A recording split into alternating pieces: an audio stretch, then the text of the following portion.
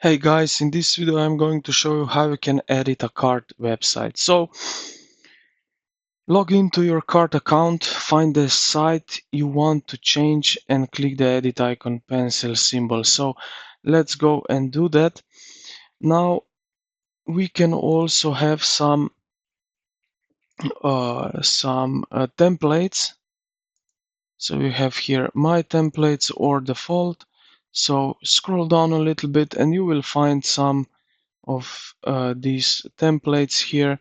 If you like one of them, you can click select just like that, and now you can start here edit your way. So I will do uh, just like that. Now here I can also add my name.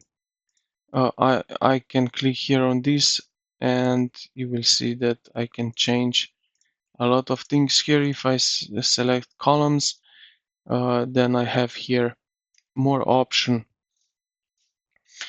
to manipulate with these settings here. So now here under appearance, you see that we can change a lot of things here, height and so on, padding, margins, we have margins also, corner rounding, and so on. Background image, we can upload a background image if we want.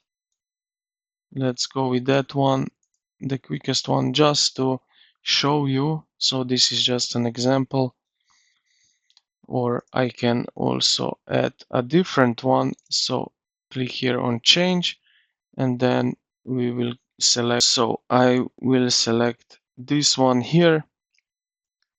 Doesn't matter which one, just make sure that you have something on your computer, and just like that we change the background here. Then we have some overlay and so on.